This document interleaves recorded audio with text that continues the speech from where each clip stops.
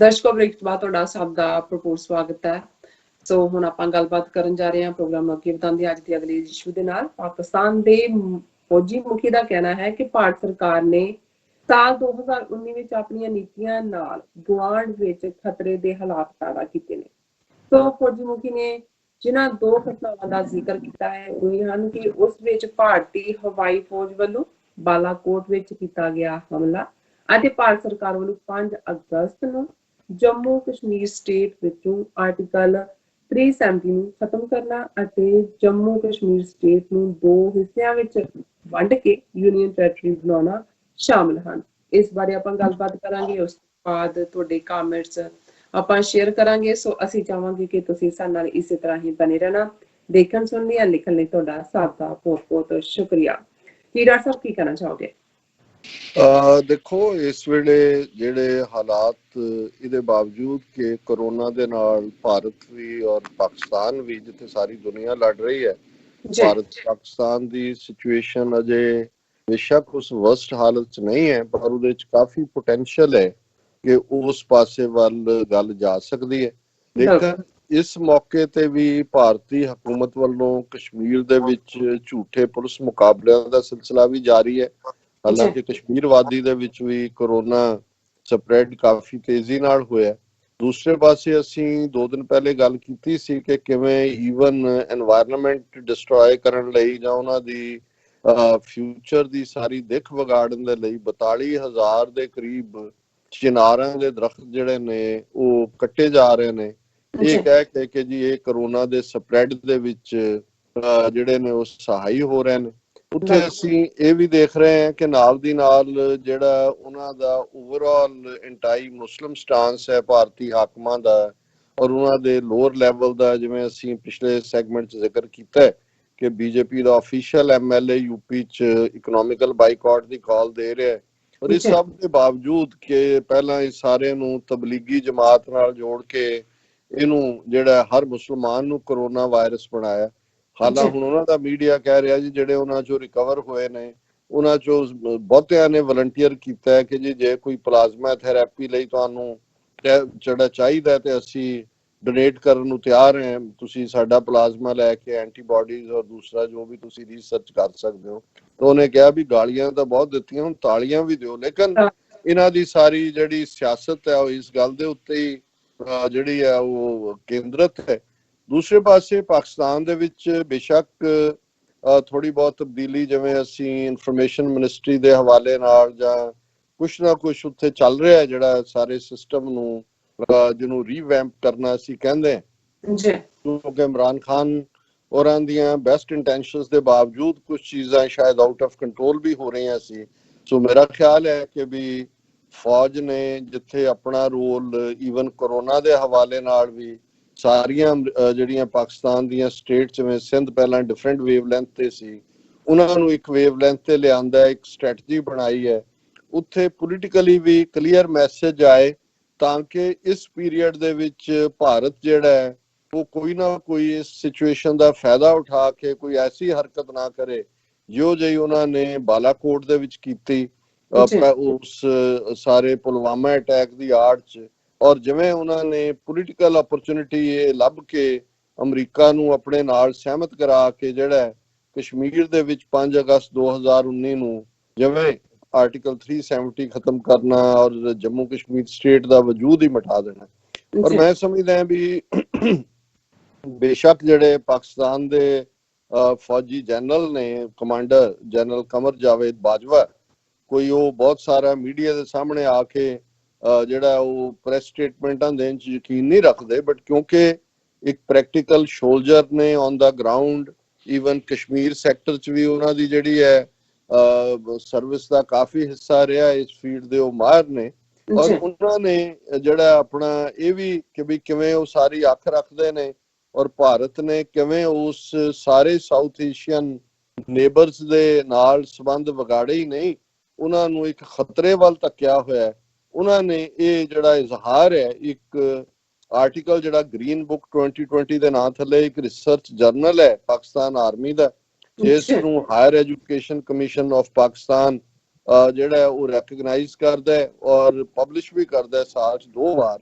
ਉਹਦੇ ਚ ਉਹਨਾਂ ਨੇ ਇੱਕ ਆਰਟੀਕਲ ਲਿਖਿਆ ਜਿਹੜਾ ਪਬਲਿਸ਼ ਹੋਇਆ ਗ੍ਰੀਨ ਬੁੱਕ 2020 ਦੇ ਵਿੱਚ, ਔਰ ਉਹਦੇ ਚ ਉਹਨਾਂ ਨੇ ਕਿਹਾ ਕਿ ਵੀ Balakot air strike and abrogation of article 370 of the Indian Constitution to bifurcate Jammu and Kashmir are the two significant events that will have a lasting imprint on the geopolitical situation of South Asia. ਔਰ ਉਹਨਾਂ ਨੇ ਕਿਹਾ ਵੀ ਇਹ ਜਿਹੜਾ ਔਰ ਇਸ ਦਾ ਉਹਨਾਂ ਦਾ article ਦਾ ਜਿਹੜਾ ਉਨਮਾਨ ਹੈ, ਸਿਰਲੇਖ ਹੈ, ਇਹ ਹੈ ਕਿ ਕਸ਼ਮੀਰ ਇਹ ਨਿਊਕਲੀਅਰ ਫਲੈਸ਼ ਪੁਆਇੰਟ। ਔਰ ਇਹ ਕਹਿ ਕੇ ਉਹਨਾਂ ਨੇ ਕਿਹਾ ਕਿ ਵੀ ਇਸ ਨੇ ਇੰਡੀਆ ਹੈਜ਼ ਐਂਡੇਂਜਰਡ ਇਮੀਡੀਏਟ ਨੇਬਰਹੁੱਡ, ਕਿ ਇਹ ਇਹਨਾਂ ਦੋ ਐਕਸ਼ਨਸ ਦੇ ਨਾਲ ਬਾਲਾਕੋਟ ਦੇ ਔਰ ਕਸ਼ਮੀਰ ਦੀ ਹੋਂਦ ਮਿਟਾਉਣ ਦੇ ਆਰਟੀਕਲ 370 ਕਰਨ ਦੇ ਭਾਰਤ ਨੇ ਜਿਹੜਾ ਇਸ ਸਾਰੇ ਗਵਾਂਢ ਨੂੰ ਵੀ ਜਿਹੜਾ ਉਸ ਖਤਰੇ ਵੱਲ ਧੱਕਿਆ। ਔਰ ਜਿਹੜਾ ਉਹਨਾਂ ਨੇ ਨਿਊਕਲੀਅਰ ਫਲੈਸ਼ ਪੁਆਇੰਟ ਲਫ਼ਜ਼ ਕਸ਼ਮੀਰ ਦੇ ਹਵਾਲੇ ਨਾਲ ਇਸਤੇਮਾਲ ਕੀਤਾ, ਮੈਨੂੰ ਯਾਦ ਹੈ ਕਿ ਪ੍ਰੈਜ਼ੀਡੈਂਟ ਬਿਲ ਕਲਿੰਟਨ ਜਦੋਂ 20 ਮਾਰਚ 2000 ਨੂੰ ਜਿਹੜਾ ਉਹ ਭਾਰਤ ਦੇ ਦੌਰੇ ਤੇ ਗਏ ਤੇ ਉਹਨਾਂ ਨੇ ਜਾਣ ਤੋਂ ਪਹਿਲਾਂ ਜਿਹੜੀ ਅਖੀਰਲੀ ਪ੍ਰੈਸ ਕਾਨਫਰੰਸ ਡੀਸੀ ਦੇ ਵਿੱਚ ਕੀਤੀ ਸੀ, ਉਹਦੇ ਚ ਉਹਨਾਂ ਨੇ ਕਿਹਾ ਸੀ ਕਿ ਇਹ ਜਿਹੜਾ Kashmir is a nuclear flash point. ਹੁਣ ਫਲੈਸ਼ ਪੁਆਇੰਟ ਅਸੀਂ ਬੜੀ ਚੰਗੀ ਤਰ੍ਹਾਂ ਸਮਝਦੇ ਹਾਂ ਕਿ ਜਿਵੇਂ ਬਾਰੂਦ ਤਿਆਰ ਹੋਏ ਤੇ ਸਿਰਫ ਕੀਲੀ ਦੇਣ ਦੀ ਲੋੜ ਹੈ ਤੇ ਇਹ ਜਿਹੜਾ ਉਹ ਆਪਣਾ ਜਲਵਾ ਦਿਖਾ ਦੇਗਾ।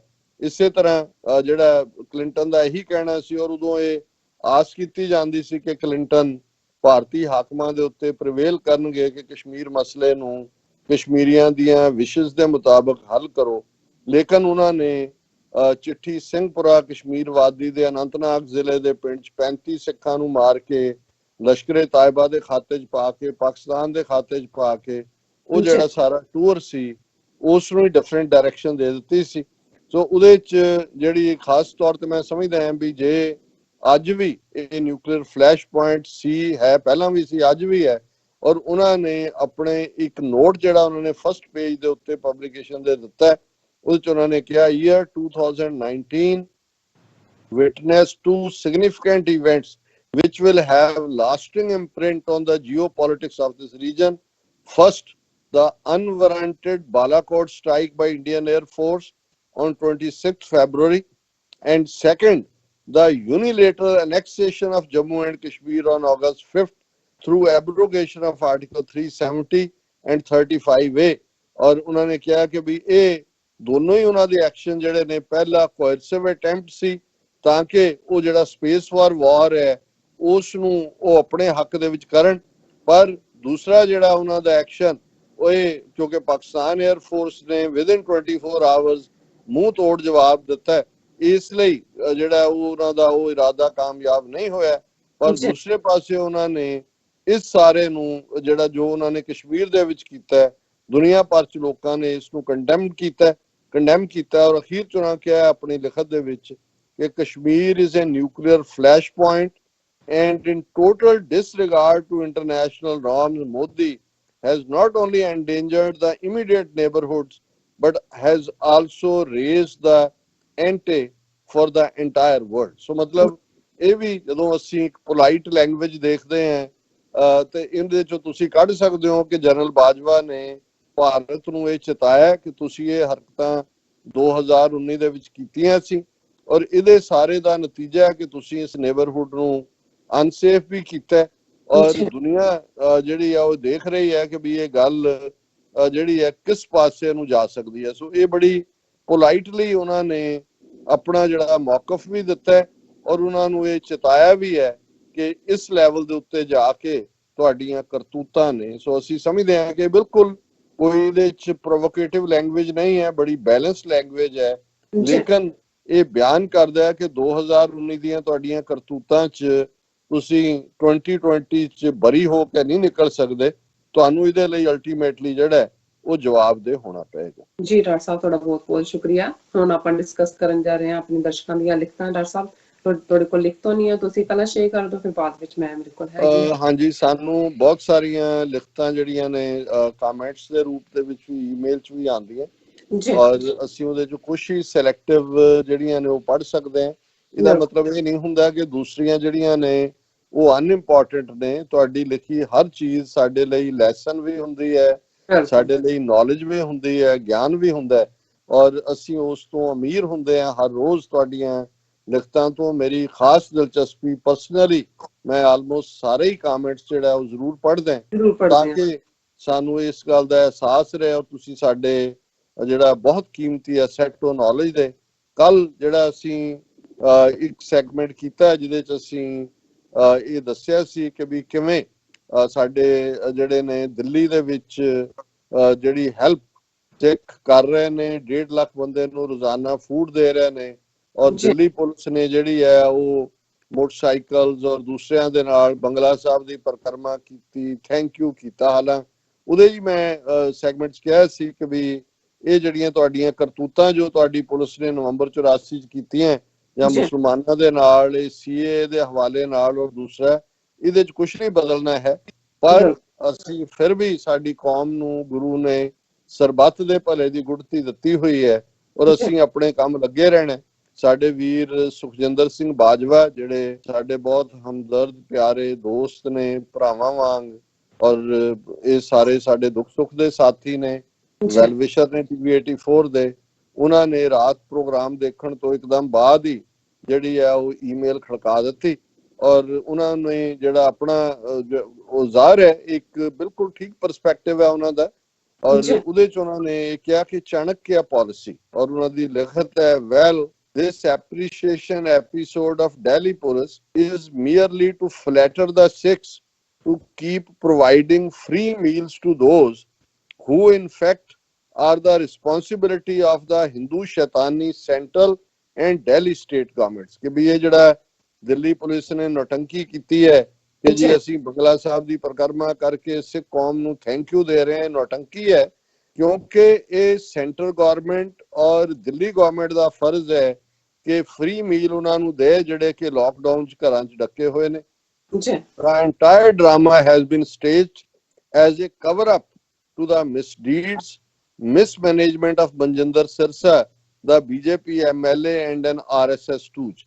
ਹੁਣ ਇਹਦੇ ਚ ਵੀ ਕੋਈ ਸ਼ੱਕ ਨਹੀਂ ਹੈ ਕਿ ਇਸ ਵੇਲੇ ਮਨਜਿੰਦਰ ਸਿਰਸਾ ਘਿਰਿਆ ਹੋਇਆ ਸਕੈਂਡਲਾਂ ਦੇ ਵਿੱਚ ਵੀ ਹੈ ਔਰ ਦੂਸਰੇ ਪਾਸੇ ਜਿਹੜਾ ਕੱਲ ਤੱਕ ਮਨਜਿੰਦਰ ਸਿਰਸਾ ਦਾ ਸਹਿਯੋਗੀ ਸੀ ਮਨਜੀਤ ਸਿੰਘ ਜੀਕੇ, ਉਹ ਵੀ ਇਲਜ਼ਾਮ ਤਰਾਸ਼ੀਆਂ ਕਰ ਰਿਹਾ ਹੈ ਆਪਣੇ ਸਰਨਾ ਭਰਾਵਾਂ ਦੇ। ਤਾਂ ਪਹਿਲਾਂ ਹੀ ਇਹਨੂੰ ਟਾਰਗੇਟ ਕੀਤਾ ਹੀ ਹੈ ਇਹਦੀਆਂ ਗਲਤੀਆਂ ਦੇ ਲਈ। ਔਰ ਇਸ ਸਾਰੇ ਦੇ ਵਿੱਚ ਜਿਹੜਾ ਹੈ ਔਰ ਪਿੱਛੇ ਜੇ ਇਹਨੇ ਜਿਸ ਅੰਦਾਜ਼ ਦੇ ਵਿੱਚ ਈਵਨ ਗੁਰਦੁਆਰਾ ਬਾਲਾ ਸਾਹਿਬ ਦੇ ਹਵਾਲੇ ਨਾਲ 8ਵੇਂ ਪਾਤਸ਼ਾਹ ਨੂੰ ਉੱਥੇ ਕੁਆਰੰਟੀਨ ਕੀਤਾ ਦਿਖਾਇਆ, ਉਹਦਾ ਵੀ ਕ੍ਰਿਟਿਸਿਜ਼ਮ ਹੋਇਆ। ਸੋ ਕਿਉਂਕਿ ਬੀਜੇਪੀ ਦਾ ਐਮਐਲਏ ਵੀ ਹੈ ਔਰ ਨਾਲ ਦੀ ਨਾਲ ਜੋ ਹੀ ਪੁਲਿਸ ਨੇ ਕੀਤਾ, ਮੈਂ ਅੱਜ ਦੇਖ ਰਿਹਾ ਸੀ, ਉਹਨੇ ਮਨਜਿੰਦਰ ਸਿਰਸੇ ਨੇ ਪਾਕਿਸਤਾਨ ਦੇ ਖਿਲਾਫ ਬਿਆਨ ਦਾ ਗਿਆ ਹੋਇਆ ਕਿ ਜੀ ਕਨਵਰਸ਼ਨ ਉੱਥੇ ਹੋਈ ਹੈ ਸਿੰਧ ਦੇ ਹਵਾਲੇ ਨਾਲ, ਜਾਂ ਦੂਜਾ ਇਹਨੂੰ ਇੰਡੀਅਨ ਗਵਰਨਮੈਂਟ ਨੂੰ ਕਿਹਾ ਜੀ ਨੱਥ ਪਾਓ, ਦਿਸ ਦੈਟ। ਸੋ ਕੁੱਲ ਮਿਲਾ ਕੇ ਇਹ ਗੱਲ ਬਿਲਕੁਲ ਠੀਕ ਹੈ ਕਿ ਮਨਜਿੰਦਰ ਸਿਰਸੇ ਦੀ ਕ੍ਰੈਡੀਬਿਲਿਟੀ ਲੋਐਸਟ ਐਬ ਦੇ ਉੱਤੇ ਹੈ। ਪਰ ਜਿਹੜੇ ਸਿੱਖ ਉੱਥੇ ਜਾਂ ਅਦਰਵਾਈਜ਼ ਵੀ ਕਰ ਰਹੇ ਨੇ, ਉਹ ਨਾ ਸਿਰਸੇ ਕਰਕੇ ਕਰਦੇ ਨੇ, ਨਾ ਬਾਦਲ ਕਰਕੇ ਕਰਦੇ ਨੇ, ਨਾ ਕਿਸੇ ਹੋਰ ਕਰਕੇ। ਉਹਨਾਂ 'ਚ ਗੁਰੂ ਦੇ ਭਾਣੇ 'ਚ ਜਿਹੜਾ ਸਰਬੱਤ ਦੇ ਭਲੇ ਦਾ ਸਬਕ ਹੈ ਉਹਨੂੰ ਦੁਹਰਾਉਂਦੇ ਨੇ।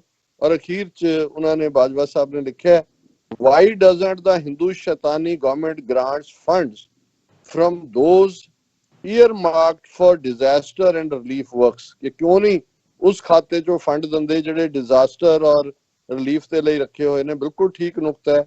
Why doesn't the Hindu Shaitani government activates its own machinery to provide food and other essentials to the citizens? ਕਿ ਭਾਈ ਇੰਨਾ ਕੁਝ ਤੁਸੀਂ ਰੱਖਿਆ, 2 ਮਿਲੀਅਨ ਫੌਜ ਰੱਖੀ ਹੋਈ ਹੈ, ਇੰਨਾ ਤੁਹਾਡਾ ਨੈਟਵਰਕ ਹੈ, ਤੁਹਾਡੇ ਸਾਰੇ ਮਹਿਕਮੇ ਨੇ, ਤੁਸੀਂ ਆਪਣਾ ਕਿਉਂ ਨਹੀਂ ਜਿਹੜਾ ਸਿਟੀਜ਼ਨਸ ਨੂੰ ਖਵਾਉਣ ਦੇ ਲਈ ਆਪਣੀ ਮਸ਼ੀਨਰੀ ਨੂੰ ਐਕਟੀਵੇਟ ਕਰਦੇ? ਉਹਨਾਂ ਨੇ ਕਿਹਾ, in fact these Hindus are keep looting the people. Hindus are looting the people, want to keep looting the people। ਇਹ ਕਹਿਣਾ ਚਾਹੁੰਦੇ ਨੇ, why don't the Hindu merchants openly donate in these wee hours?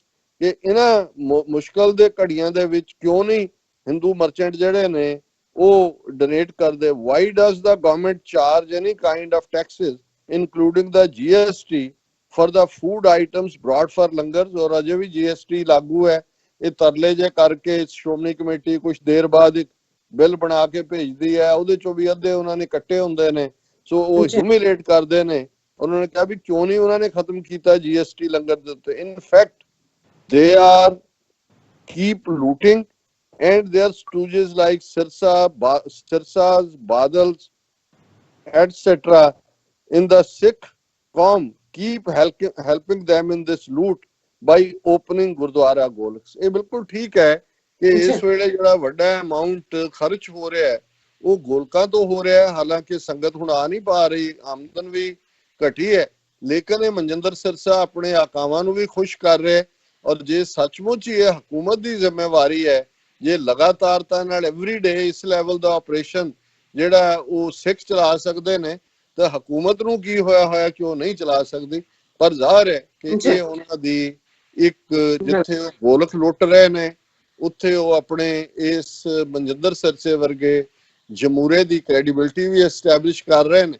ਔਰ ਇਸ ਸਾਰੇ ਦੇ ਵਿੱਚ police ਨੂੰ ਵੀ ਗੁੱਡੀ ਸ਼ੋਅ ਕਰ ਰਹੇ ਨੇ ਜੀ, ਦੇਖੋ ਕਿੰਨੇ ਥੈਂਕਫੁਲ ਨੇ। ਜਿਵੇਂ ਅਸੀਂ ਪੰਜਾਬ ਦੇ ਹਵਾਲੇ ਨਾਲ ਗੱਲ ਕੀਤੀ ਹੈ ਕਿ ਕਿਵੇਂ ਉੱਥੇ ਉਹਨਾਂ ਦੇ ਸਿੰਗਰ ਔਰ ਉਹਨਾਂ ਦੇ ਦੂਜੇ ਜਿਹੜੇ ਚਮਚੇ ਨੇ ਉਹ ਅਜੇ ਵੀ, ਉਹ ਜਿਹੜਾ ਹਰਜੀਤ ਸਿੰਘ ਜਿਹਦਾ ਗੁੱਟ ਵੱਢਿਆ ਗਿਆ ਸੀ ਉਹਨੂੰ ਅੱਗੇ ਲਾ ਕੇ ਪੰਜਾਬ ਪੁਲਿਸ ਦੇ ਗੁਣ ਗਾਇਨ ਕਰਨ ਤੇ ਲੱਗੇ ਹੋਏ ਨੇ। ਹਾਲਾਂਕਿ ਪੁਲਿਸ ਦਾ ਵਰਤਾਰਾ ਆਮ ਲੋਕਾਂ ਨਾਲ ਕੀ ਹੋ ਰਿਹਾ ਉੱਥੇ, ਉਹ ਰੋਜ਼ਾਨਾ ਕੋਈ ਨਾ ਕੋਈ ਵੀਡੀਓ ਜਿਹੜੀ ਆ ਉਹ ਸਰਫੇਸ ਕਰਦੀ ਹੈ ਕਿ ਉੱਥੇ ਗਰਾਊਂਡ ਰਿਐਲਿਟੀ ਕੀ ਹੈ। ਬਿਲਕੁਲ ਡਾਕਟਰ ਸਾਹਿਬ, ਤੁਹਾਡਾ ਬਹੁਤ ਬਹੁਤ ਸ਼ੁਕਰੀਆ। ਹੁਣ ਆਪਾਂ ਵੀ ਮੈਂ ਵੀ ਇੱਕ ਈਮੇਲ ਤਾਂ ਨਹੀਂ, ਮੈਸੇਜ ਕਰਾਂਗੇ, ਉਹ ਡਿਸਕਸ ਕਰਨ ਜਾਣੇ। ਇਮਰਾਨ ਤੋਹੀਦ ਲਿਖਦੇ, ਡਾਕਟਰ ਸਾਹਿਬ ਮੈਂ ਮੁਹੰਮਦ ਇਮਰਾਨ ਪਾਕਿਸਤਾਨ ਤੋਂ ਹਾਂ। ਡਾਕਟਰ ਸਾਹਿਬ ਤੁਹਾਡਾ ਪ੍ਰੋਗਰਾਮ ਬਹੁਤ ਹੀ ਅੱਛਾ ਲੱਗਦਾ ਹੈ। ਮੈਂ ਤਕਰੀਬਨ 1 ਸਾਲ ਤੋਂ ਇਹ ਸੁਣ ਰਿਹਾ। ਜ਼ਿੰਦਗੀ ਵਿੱਚ ਮੇਰੇ ਇੱਕ ਹੋਰ ਉਸਤਾਦ ਡਾਕਟਰ ਅਮਰਜੀਤ ਸਿੰਘ ਦਾ ਅਸਫਾ ਹੋਏਗਾ। ਇਹ ਸੱਚੋ ਸੱਚ ਹੱਕ ਔਰ ਸੱਚ ਦੀ ਆਵਾਜ਼ ਹੈ। ਅੱਲਾਹ ਕੋਲੋਂ ਮੇਰੀ ਦੁਆ ਹੈ ਕਿ ਹੱਕ ਸੱਚ ਦੀ ਹਮੇਸ਼ਾ ਬੁਲੰਦ ਰਵੇ, ਆਮੀਨ। ਤੁਹਾਨੂੰ ਔਰ ਤੁਹਾਡੇ ਨਾਲ ਪ੍ਰੋਗਰਾਮ ਕਰਨ ਵਾਲੀ ਮੇਰੀ ਭੈਣ ਨੂੰ ਮੇਰੇ ਵੱਲੋਂ ਸਲਾਮ ਜੀ। ਇਮਰਾਨ ਸਾਹਿਬ ਤੁਹਾਡਾ ਬਹੁਤ ਬਹੁਤ ਸ਼ੁਕਰੀਆ। ਅਸੀਂ ਤੁਹਾਡੇ ਉਸਤਾਦ ਤੱਕ ਹੀ ਪੜ੍ਹਨਾ, ਅਸੀਂ ਸਾਰੇ ਤਾਲਿਬੇ ਇਲਮ ਹੈ, ਤੁਹਾਡੇ ਫੈਲੋ ਸਟੂਡੈਂਟ ਹੈ, ਅਸੀਂ ਇੱਕ ਦੂਸਰੇ ਤੋਂ ਸਿੱਖਦੇ ਹਾਂ। ਬਹੁਤ ਚੰਗਾ ਲੱਗਦਾ ਜਦੋਂ ਤੁਹਾਡੇ ਵਰਗੇ ਵੀਰ ਸਾਡੇ ਨਾਲ ਜੁੜਦੇ ਨੇ। ਔਰ ਅਸੀਂ ਸਮਝਦੇ ਹਾਂ ਕਿ ਰੱਬ ਕਰੇ ਇੰਸ਼ਾਅੱਲਾ ਇਹ ਸਾਂਝਾਂ ਹੋਰ ਮਜ਼ਬੂਤ ਹੋਣ ਔਰ ਉਸ ਧਰਤੀ ਦੇ ਉੱਤੇ ਇਹ ਦੋਵੇਂ ਹੀ ਕੌਮਾਂ ਔਰ ਇਹ ਫਿਊਚਰ ਦਾ, ਮੁਸਤਕਬਲ ਦਾ ਖਾਲਿਸਤਾਨ ਪਾਕਿਸਤਾਨ ਦਾ ਹਮਸਾਇਆ ਬਣ ਕੇ ਅਸੀਂ ਇੱਕ ਦੂਸਰੇ ਦੀ ਤਰੱਕੀ ਔਰ ਵੈਲਫੇਅਰ ਦੇ ਲਈ ਇੱਕ ਦੂਸਰੇ ਦੇ ਨਾਲ ਜਿਹੜੀ ਹੈ ਉਹ ਸ਼ਾਨਾ ਬਸ਼ਾਨਾ ਖਲੋਈ। ਜੀ ਡਾਕਟਰ ਸਾਹਿਬ, ਬਿਲਕੁਲ। ਡਾਕਟਰ ਸਾਹਿਬ ਹੁਣ ਆਪਾਂ ਬ੍ਰੇਕ ਲੈਂਦੇ ਹਾਂ। ਵਿਊਅਰਸ ਤੁਸੀਂ ਇਸੇ ਤਰ੍ਹਾਂ ਹੀ ਬਣੇ ਰਹਿਣਾ, ਮਿਲਦੇ ਹਾਂ ਛੋਟੇ ਜਿਹੇ ਵਕਫੇ ਤੋਂ ਬਾਅਦ।